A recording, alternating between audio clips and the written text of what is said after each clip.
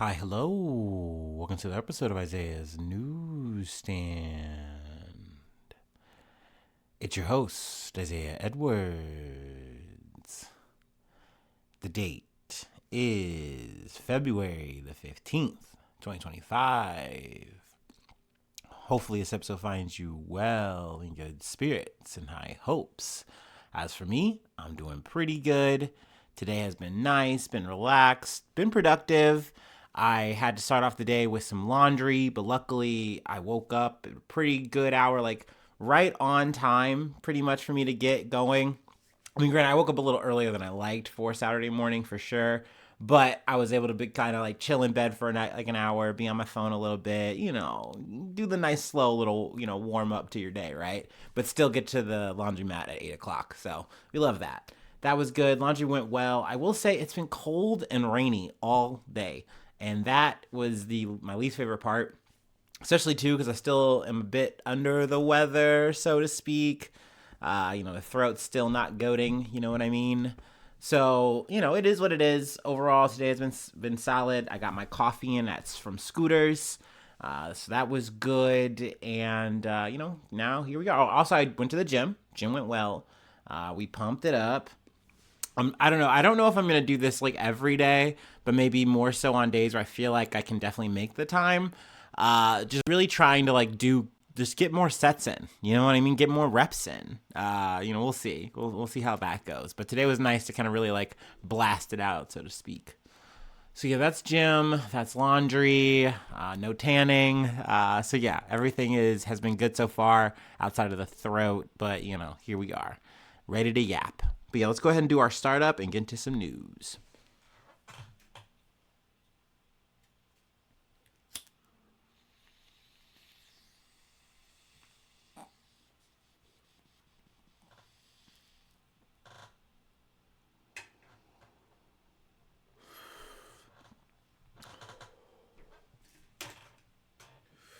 Ooh.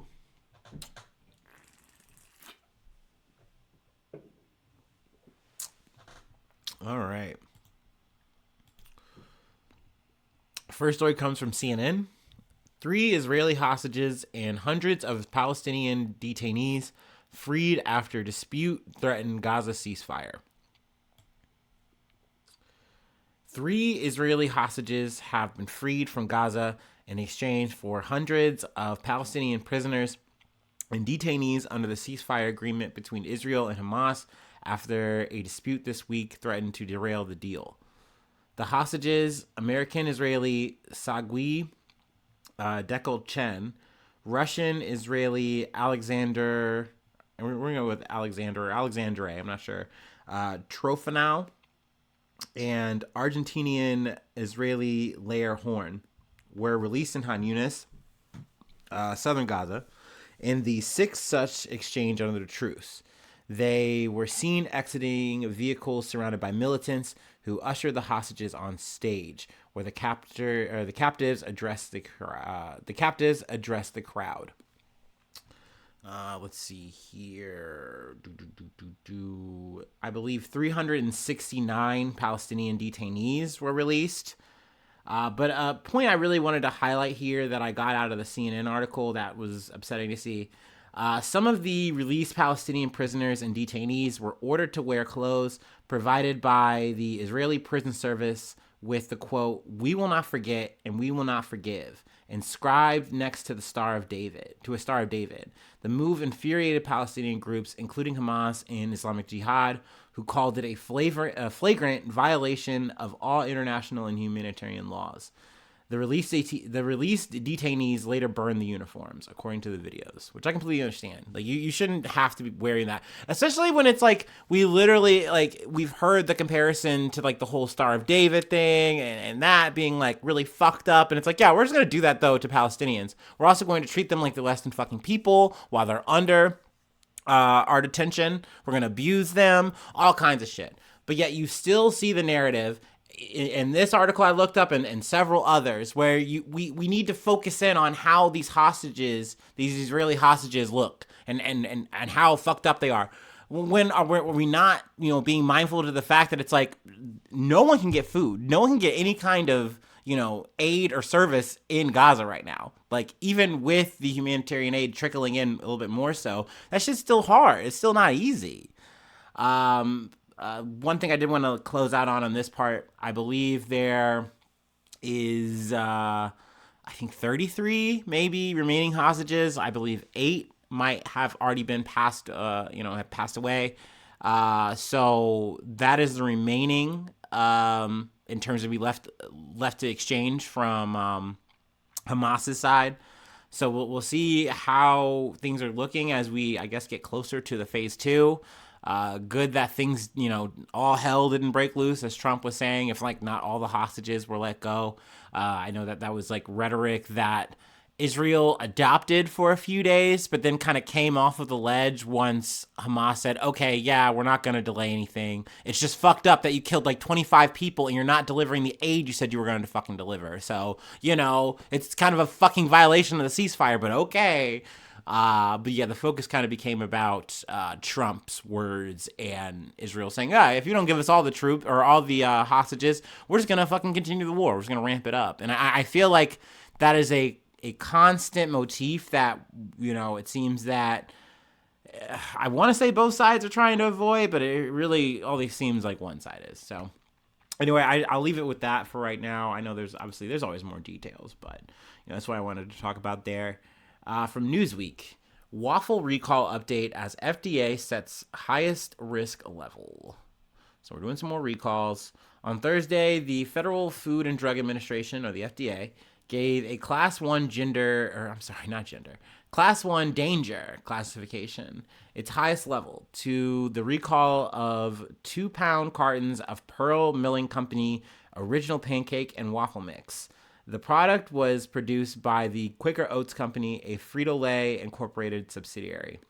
That's crazy to me because I didn't know that until reading this, that Quaker Oats is connected to Frito-Lay. Frito-Lay is like everything. It isn't Frito-Lay and Pepsi like a fucking thing, man. Shit, man. The web is deep. Big old corpo. Let's see here. The FDA says that a Class 1 recall is issued in a situation in which there is a reasonable probability that the use of or exposure to a volatile product will cause serious adverse harm or serious adverse health consequences or death.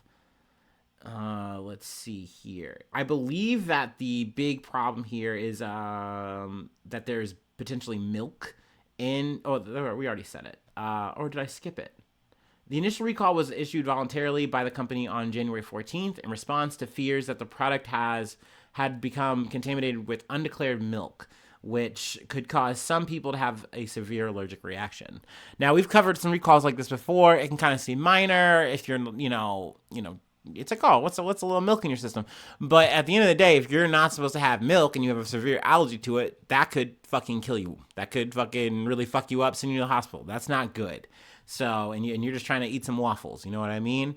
So good that, this came out. I guess I will list at least, it was, the product has been distributed to retailers in Arkansas, Illinois, Indiana, Nebraska, Utah, Iowa, Kansas, Kentucky, Minnesota, Mississippi, and Wisconsin.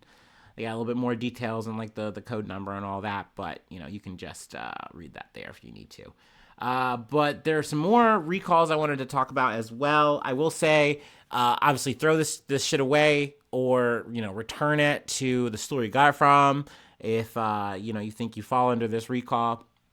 Separately, several cans of tuna brands for sale at Trader Joe's, H-E-B, Costco, and Walmart have been recalled over fears that they may contain a bacteria that causes food poisoning. Now, that was a bit of side news I had mentioned, so I figured, hey, since it's in this article, I might as well just mention it here. The FDA has also issued a Class 3 recall for Keith Valley mustard. Sorry, I had to do it once. Distributed by Ben E. Keith Foods in Fort Worth, Texas. And Red Boy mustard distributed by Clements Food Company in Oklahoma City, Oklahoma. New Jersey-based company Turkana Foods recalled 858 cases of its Aleppo tahini sesame paste over fears of a salmonella contamination. So that's not good. You don't want salmonella in your mustard. That's no bueno. But yeah, I'll keep you posted if I hear anything about the pancakes, the tuna, the mustard, whatever. But let's go ahead and close out. A little bit of space news. Y'all know I love space, but technically this is a little bit of concerning news going on above our heads. I've been kind of following this, and I figured, hey, I got time. Let's go ahead and talk about it now, especially because technically the number doubled. So the fear is supposed to quote unquote double, or I don't want to say fear. That sounds bad, even for the hint. But a little concerning things. But we'll go ahead and talk about it. We'll break it all down in a second. Let me take my last break and we'll close it out.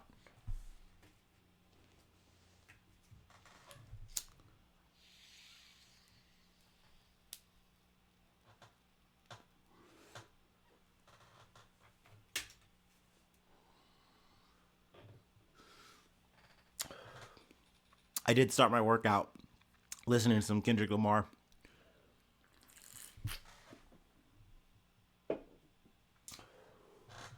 Also, it's worth noting, just speaking on that, Drake dropped a album. Well, not a solo album, an album with like Party Next Door or whatever. I gotta be real. Usually, I would listen to that just to like see how it was sounding. But from what I heard, just from like reviews and stuff, it just didn't seem worth my time. I think if you are a devout Drake fan, which I definitely used to be, I think you're always going to appreciate the bangers, right? There's always going to be some kind of hit single thing that he's going to put out that you're probably going to be interested in.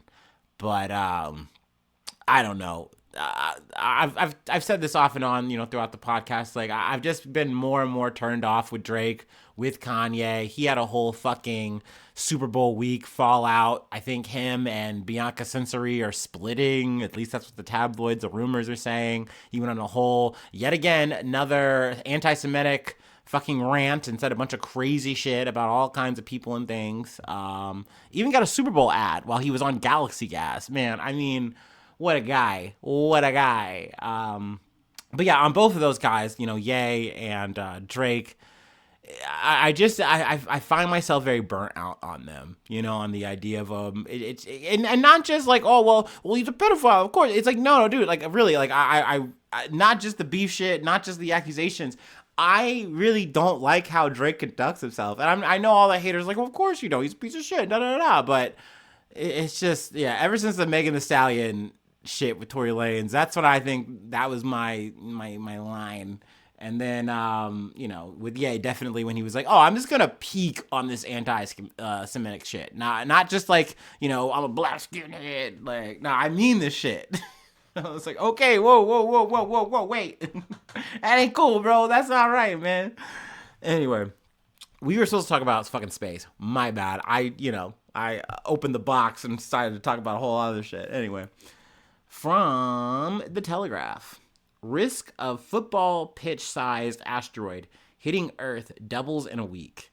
Once again, doubles is kind of a bit misleading, but let's continue. The risk of an asteroid hitting Earth has doubled in a week, but there are no plans yet to build a spacecraft to deflect the football pitch-sized rock. A 90-meter wide space rock passed Earth on Christmas Day, 2024, and was detected 2 days later by a telescope in Chile. Excuse me. It has a 2.3% chance of hitting Earth on December 22nd, 2032, data shows. Data shows almost double the risk of 1.2% as calculated last week. So I was hearing this on the BBC at about 1.2, and I was like, okay, I get why this is being talked about, because it's not zero, it's not some like decimal chance, but they've been running algorithms on this since it's passed, and I'm still not, I guess, 100% like on how this whole trajectory works or whatever, but I guess it passed, they spot it, and like it potentially is going to come around and hit or something, I don't know, or a part of it, whatever. The Christmas asteroid, known formally as 2024 YR4, is currently at the top of both NASA and the European Space Agency's asteroid risk registers. NASA estimates the rock weighs almost 250,000 tons and would explode with the force of more than 2.2 million tons of TNT if it were to hit the Earth, almost 150 times greater than an atomic bomb that was dropped on Hiroshima. Let's see. Now, the asteroid is set to disappear from view in May. And I think if the number doesn't get closer to zero or like zero, then they will potentially have talks about like maybe scrambling up a team. It becomes this whole global effort that kind of comes together. It's definitely giving Armageddon if that happens, except instead of blowing it up or something, they're going to like try to come up with a means of deflecting it. I feel like we've had some talks on the pod about this where like they've run simulations to try to do that shit, or they've done research where they've like hit a probe on an asteroid to kind of see what it looks like, what they could do to it, yada yada yada yada yada.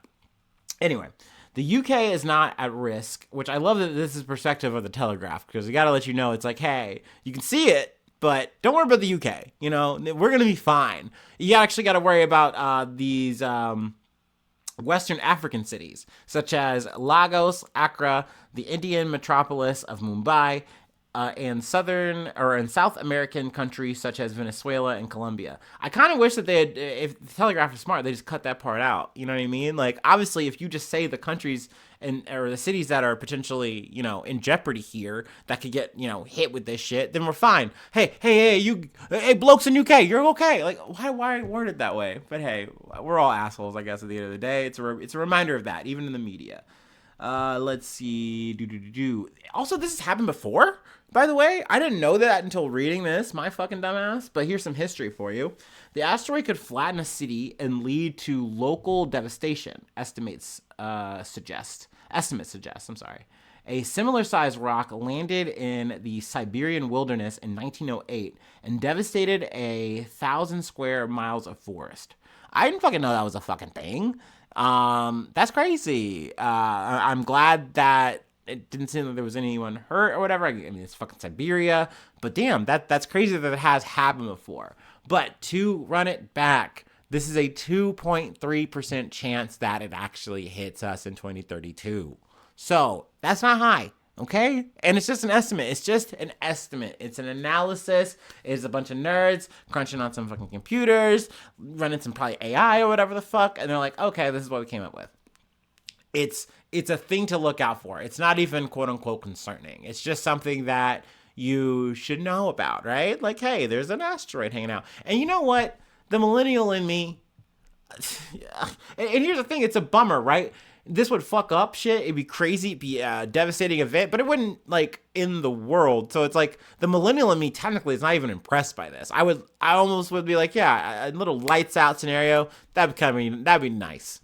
Just the way shit's kind of going, maybe so. But that's me being negative. That's me being pessimistic, of course. And once again, this thing wouldn't even do it. 2024 YR4, you ain't even that shit for real. All right, but whatever. Hopefully it's not an issue. Hopefully it just passes us on by.